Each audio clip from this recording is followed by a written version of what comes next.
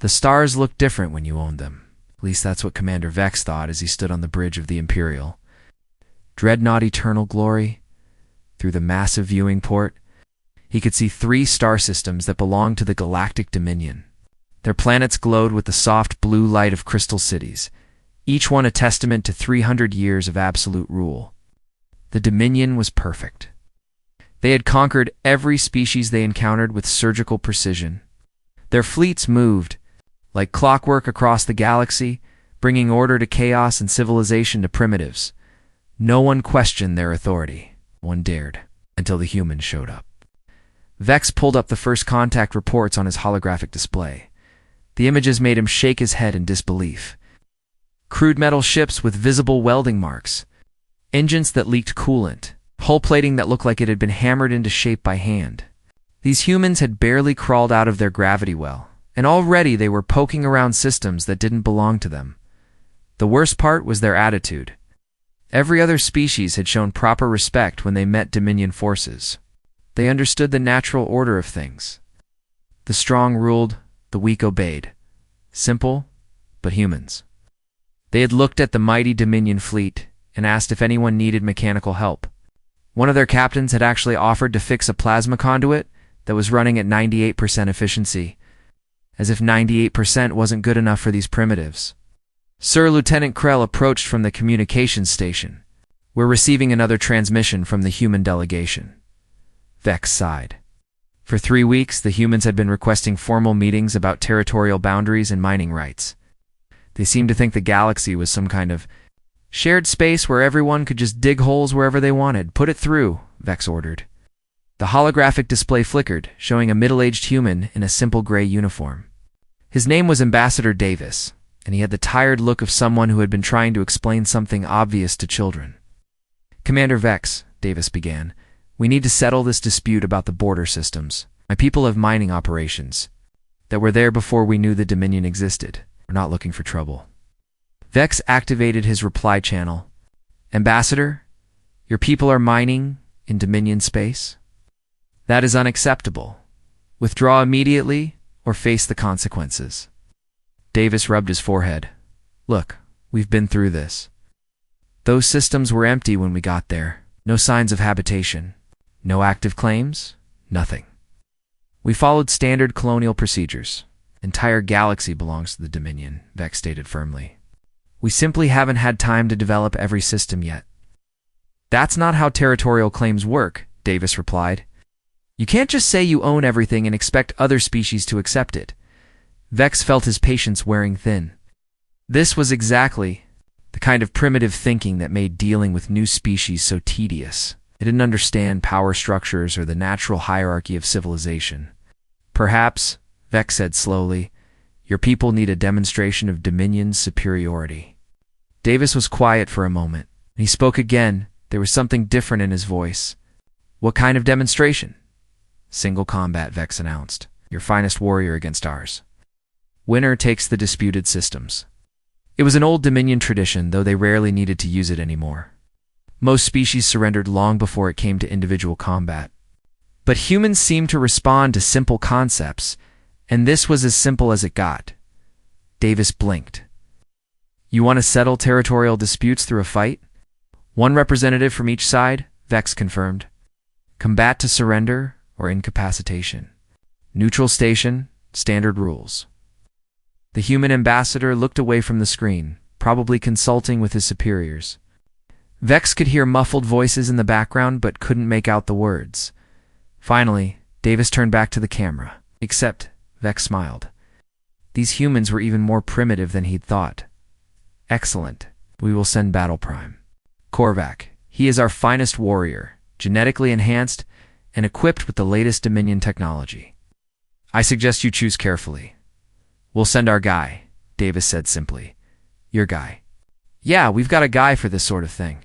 Vex waited for more details, but the human just nodded as if that explained everything. "What are his qualifications?" Vex asked. "He fixes things," Davis replied. "When they're broken, he makes them work again." This made no sense to Vex. He is a repair technician, among other things? Davis checked something off screen. "When and where?" Vex transmitted the coordinates for Station Nexus, a neutral trading post in unclaimed space. 3 days. Standard gladiatorial arena. "We'll be there," Davis confirmed, and the transmission ended. Vex stared at the empty holographic display for several minutes. A repair technician? The humans were sending a repair technician to fight Battle Prime Korvac. He activated his personal communicator. "Korvac, report to the bridge." Within minutes, the Battle Prime arrived.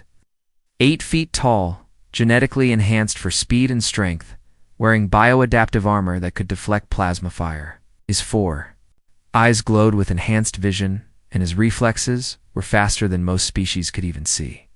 "You have a mission," Vex told him. "Against combat against a human representative."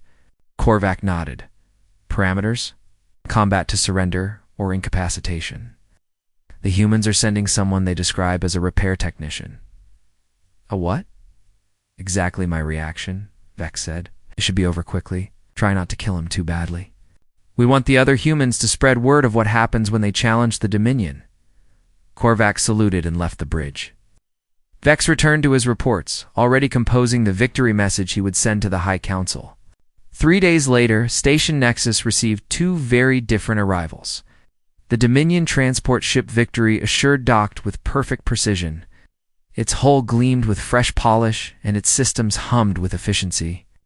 Battle Prime Korvac emerged, in full combat armor, followed by a team of observers and medical staff.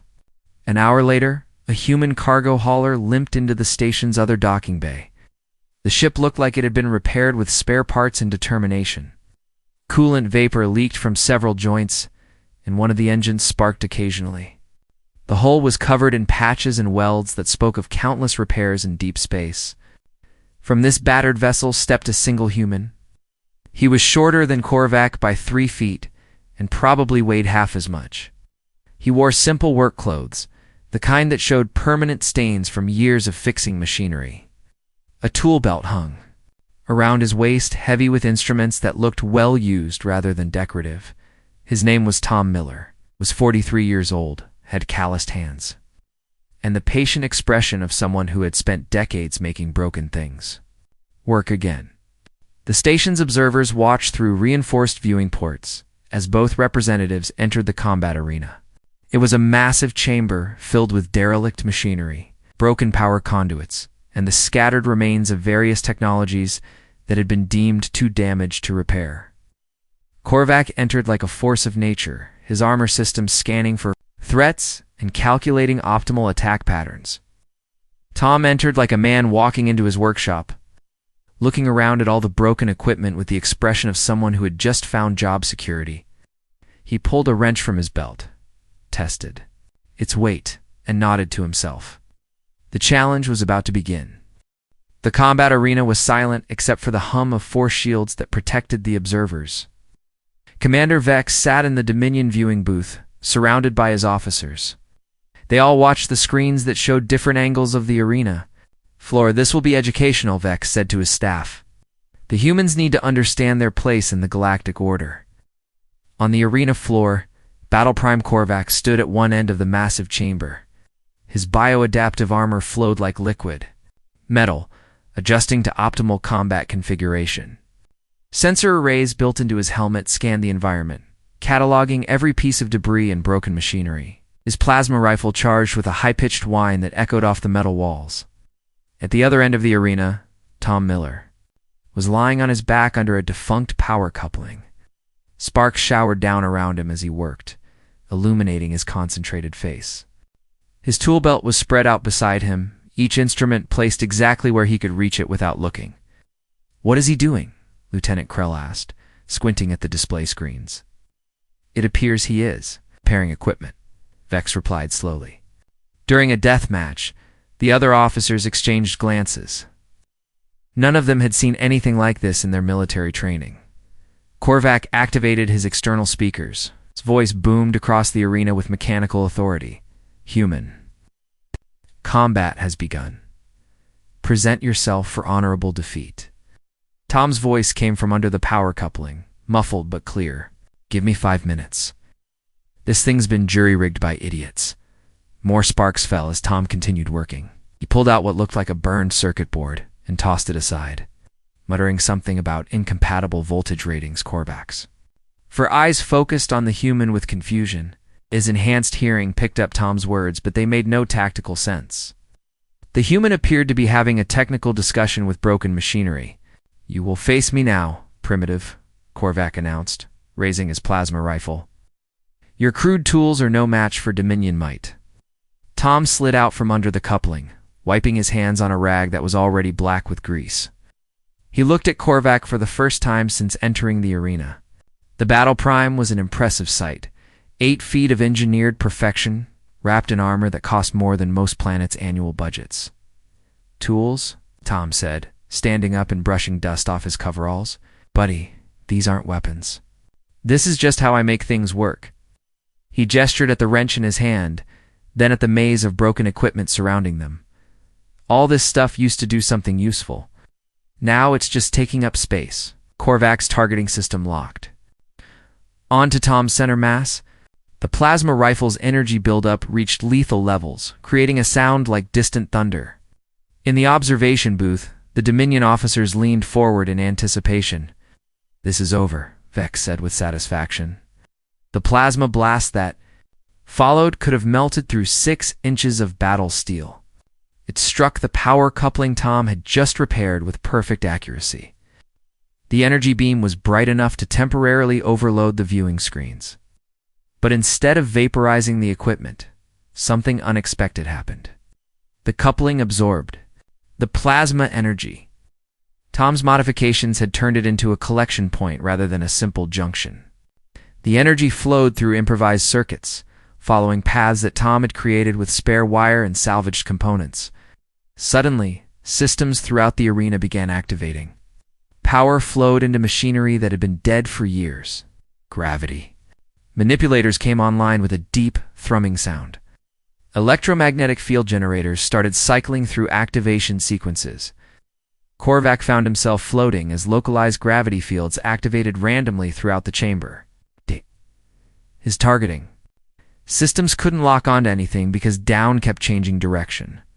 The carefully calculated firing solutions in his computer became useless when gravity pulled sideways or upward instead of toward the floor. Tom, meanwhile, had grabbed onto a support beam and was using the gravity fluctuations to swing across the arena.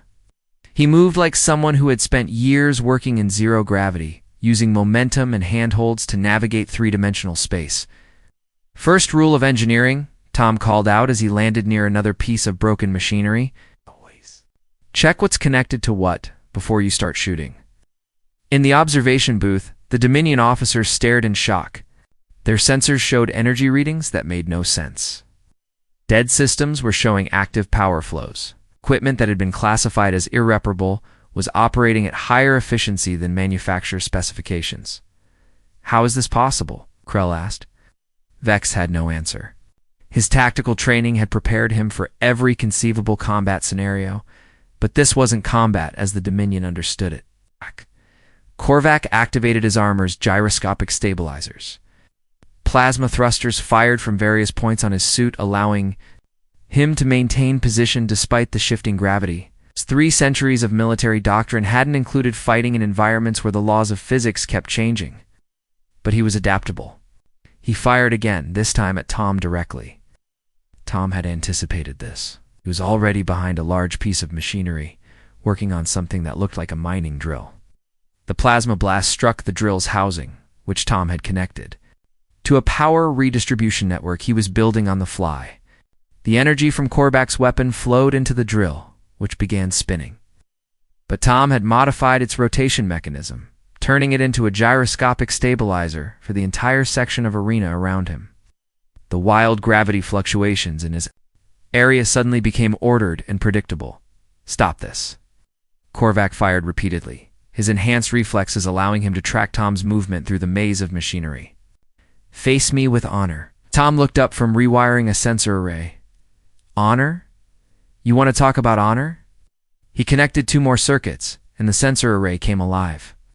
Immediately, it began interfacing with other systems Tom had repaired, creating a network of communication between previously isolated equipment. I've been working 8-hour shifts keeping mining stations operational, while your empire blocks our supply runs. Tom continued, his hands never stopping their work. You know what happens when life support fails on a deep space rig? Toms. Modifications were spreading throughout the arena like a virus of functionality. Each repaired system talked to others, sharing power loads and coordinating operations. The random chaos of reactivated machinery was becoming organized, purposeful. People die, Tom said, completing another connection. Good people. Some alien bureaucrat decided humans don't deserve to mine asteroids in their own solar system. Korvac realized that his opponent wasn't trying to dodge his attacks. Tom was using them.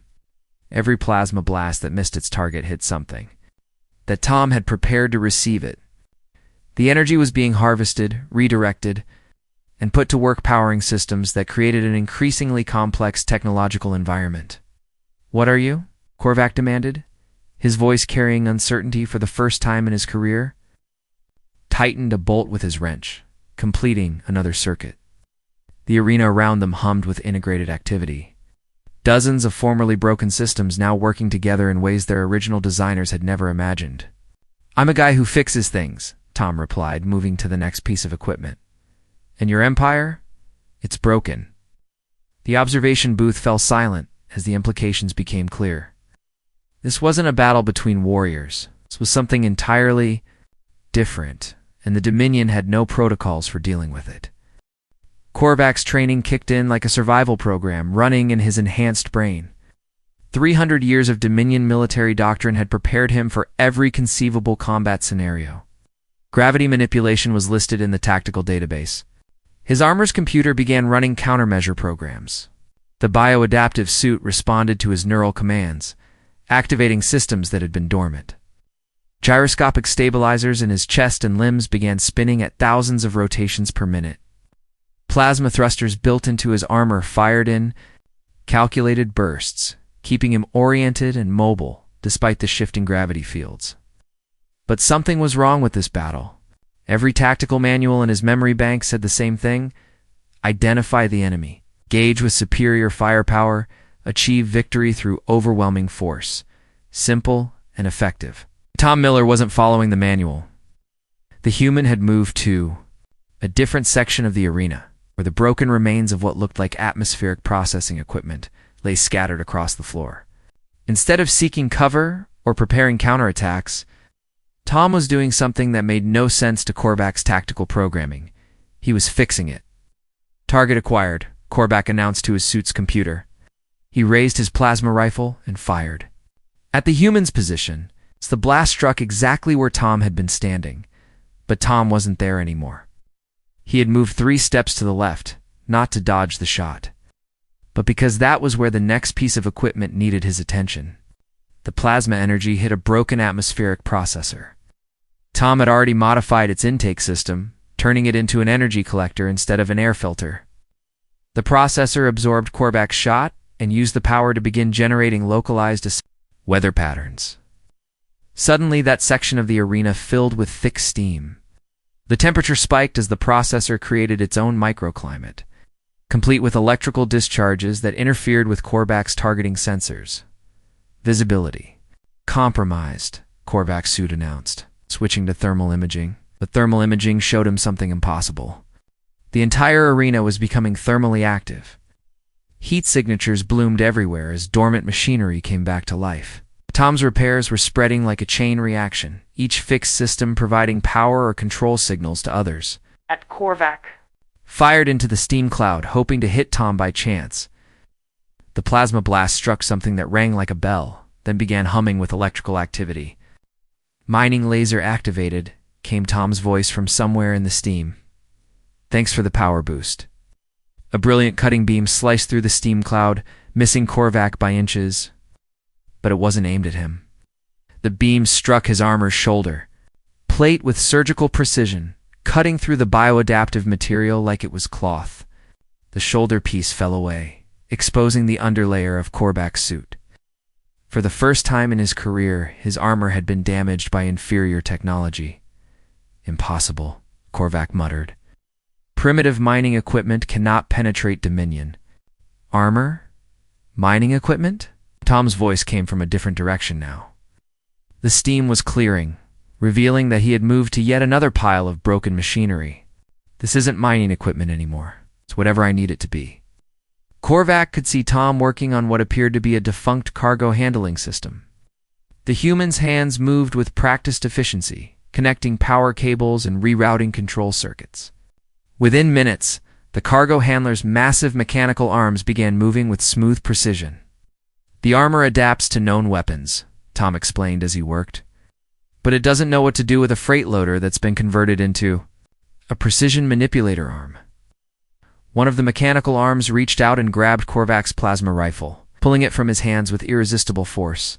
The battle prime tried to hold on, but the arm was designed to move tons of cargo. His enhanced strength meant nothing against that kind of power. My weapon. Korvac activated his suit's emergency protocols.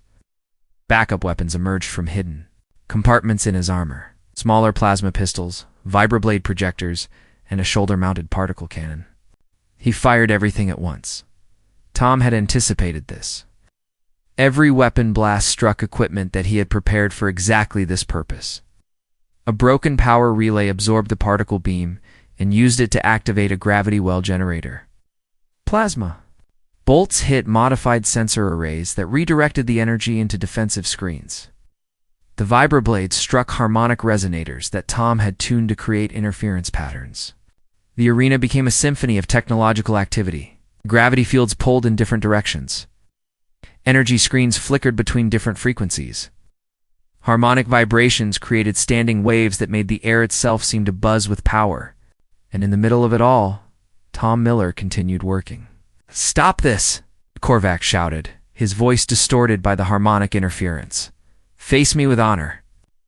Tom looked up from connecting a data cable to what used to be a security scanner. Honor. I'll tell you about honor. The security scanner came online, immediately linking to the network of systems Tom had been building.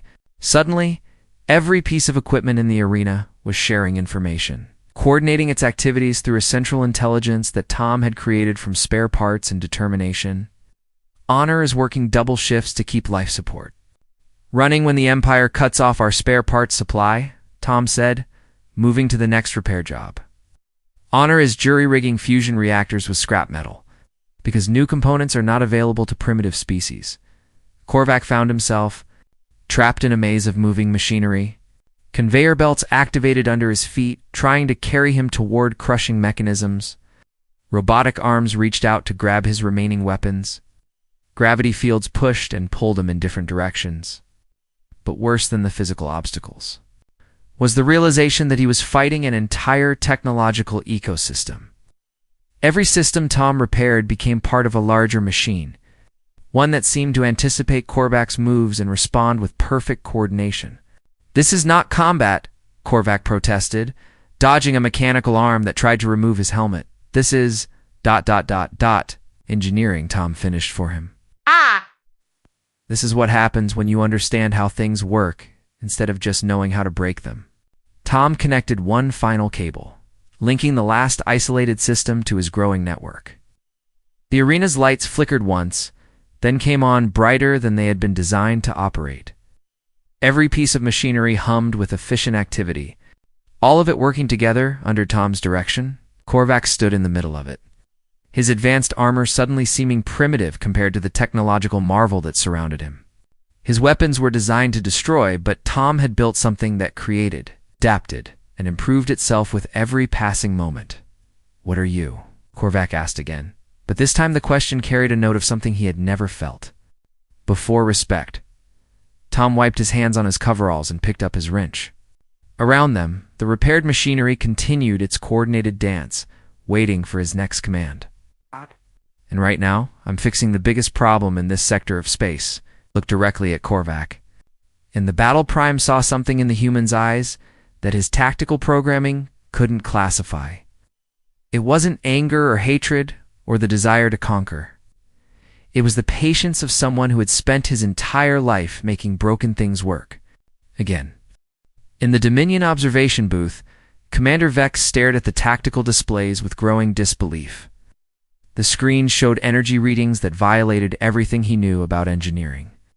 Dead systems were operating at 120% efficiency. Equipment that had been written off as scrap was performing functions it had never been designed for. Yes, sir. Lieutenant Krell's voice was barely above a whisper. Battle Prime Korvac is losing. The words hung in the air like a death sentence. In 300 years of Dominion expansion, their elite warriors had never been defeated by primitive species. It was impossible. It went against the natural order of the universe, but the evidence was right there on the screens. Korvac stood in the middle of the arena, surrounded by a technological ecosystem that responded to Tom Miller's every gesture. The human wasn't fighting in any way the Dominion understood. He was conducting an orchestra of machinery, each piece, playing its part in a symphony of coordinated activity. "How is he doing this?" Vex demanded. His science officer pulled up diagnostic readings. The human has created a network of interconnected systems. Each piece of equipment is sharing power and data with the others. It's like ... like he's awakened the entire arena. Vex watched as Tom connected another circuit. Immediately, 3 more pieces of machinery came online, adding their capabilities to the growing collective. The human moved through the mechanical maze like he had built it himself, which in a way he had. "This violates basic principles of technology," the science officer continued. "You can't just connect random equipment and expect it to work together. Different power requirements, incompatible data protocols, conflicting operational parameters." "And yet he's doing it," Vex said grimly. On the arena floor, Korvac was discovering the same thing. His armor's diagnostic systems couldn't make a sense of what was happening around him. Every sensor reading contradicted the others. His tactical database had no entries for fighting an opponent who turned combat into collaborative engineering. Tom had moved to a section of the arena where the remains of an old communications array lay scattered. The equipment was ancient. By Dominion standards, probably left over from when the station was first built. Most species would have recycled it for scrap metal decades ago. But Tom saw potential. "Your problem," Tom said, as he began sorting through the communication components, "is that you think in terms of replacement instead of repair." Korvac fired his remaining plasma pistol at Tom's position. The shot struck a communications dish that Tom had just repositioned. Instead of destroying it, the energy flowed into the dish's modified receiver array, which Tom had converted into a signal amplifier. Suddenly, every system in Tom's network began operating more efficiently. The amplified signals allowed better coordination between different pieces of equipment. What had been impressive before became extraordinary. "When something breaks in your empire," Tom continued, "connecting power cables to the communications relay, you throw it away and build a new one. You never learn to fix things." The communications array came fully online, and Korvac's world changed. Every piece of equipment in the arena was now talking to every other piece. Data flowed between systems that had never been meant to communicate. The network had become intelligent. Korvac could feel it watching him. Sensors tracked his every movement. The network predicted his actions before he made them, adjusting its responses in real time. When he moved left, conveyor belts activated to guide him toward areas where Tom needed him to go. When he tried to find cover, mechanical arms shifted debris to expose his position. "This is impossible," Korvac transmitted back to the command ship. "The primitive has somehow ... awakened the machinery." Vex heard the transmission through the arena's speakers. Tom had apparently tapped into their communication frequencies as well. "Primitive." Tom's voice carried a note of genuine amusement. "I'll show you primitive." He began connecting systems that had never been meant to work together. A mining drill designed for asteroid operations linked to a gravity generator meant for artificial atmospheres. Atmospheric processors networked with weapon targeting systems that had been salvaged from decommissioned fighters. Power couplings rerouted through entertainment displays that began showing real-time diagnostics of Korvac's failing armor systems. The Battle Prime realized with growing horror that he wasn't fighting a warrior. He was fighting an entire technological civilization that was being orchestrated by someone who understood it better than the people who had originally built it. Every piece of equipment told Tom something different about Korvac's condition. Medical scanners showed his stress levels rising. Power consumption monitors revealed which systems in his armor were working hardest. Structural analyzers identified weak points in his bioadaptive plating. "Your armor's running on backup power," Tom called out, not looking up from his work, on what appeared to be a waste recycling unit. "Your weapons are overheating from continuous fire, and your life support is compensating for elevated heart rate and respiration." Korvac looked down at his armor's display. Warning indicators flashed across his visual interface. How could the human know his suit's internal status better than he did? And in about 30 seconds, Tom continued, rerouting power through the recycling unit to create what was essentially a localized electromagnetic pulse generator. "That plasma pistol is going to discharge into your own power cell." Korvac stared at his weapon. The human was right. The power cell showed critical temperature readings. The cooling system had been damaged by continuous firing, and the containment field was beginning to fluctuate. "How did you know?" Grab asked. Tom finally looked up from his work. "Because I've seen that exact failure pattern about 1,000 times. You're using Cathari power cells with Dominion plasma coils, different voltage tolerances. Whoever designed your equipment never talked to each other." The plasma pistol sparked and went dead in Korvac's hand. The power cell's safety systems had activated, shutting down the weapon before it could explode and damage the armor's main power supply. Around the arena, Tom's network of repaired machinery continued its coordinated activity. Every system worked in perfect harmony with every other system, sharing resources and information in ways that created capabilities far beyond what any individual component could achieve. Korvac stood in the middle of it all, his advanced armor reduced to basic life support functions. His weapons were dead. His tactical systems were confused by interference from machinery that was supposed to be broken. His 3 centuries of military training were useless against an opponent who had turned combat into collaborative problem-solving. For the first time in his career as the Dominion's finest warrior, Battle Prime Korvac was completely outmatched. Not by superior firepower or advanced technology, but by something he had never encountered before: human ingenuity. In the observation booth, the Dominion High Council members sat in stunned silence. Their ultimate warrior stood powerless in an arena that had become a testament to human ingenuity. Every piece of abandoned technology now worked better than it had when it was new, all because one stubborn mechanic had refused to accept that broken meant unfixable.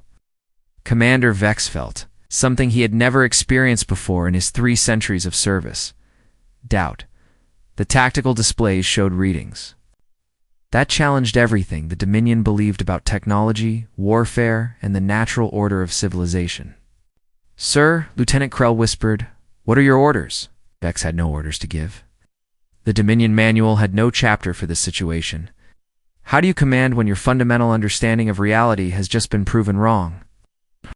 Arena floor, Tom Miller walked over to where Korvac stood. The Battle Prime's armor systems were failing one by one, not from damage but from exhaustion. His bioenhancements were useless now, his weapons dead, his tactical systems confused by interference from machinery that was supposed to be derelict. For the first time, Korvac looked like what he really was underneath all the enhancement and armor. A person, just a person who had been taught that might makes right, and who was now discovering that the universe had other rules. "You know what your problem is?" Tom asked, pulling out a small diagnostic tool from his belt. The device looked simple compared to Dominion technology, but Tom handled it with the confidence of someone who had built it himself. Korvac said nothing. His pride as the Empire's finest warrior was gone, replaced by genuine curiosity about this human who had just redefined what combat could be. Tom gestured around the arena, where dozens of previously broken systems now hummed with efficient operation. Lights that had been dark for years now provided perfect illumination. Air recyclers that had been silent were cleaning the atmosphere better than when they were new. Power flowed through circuits that had been dead, bringing life to forgotten corners of the station. "Your Empire builds impressive things, I'll give you that," Tom continued. "But you don't maintain them. You don't adapt them.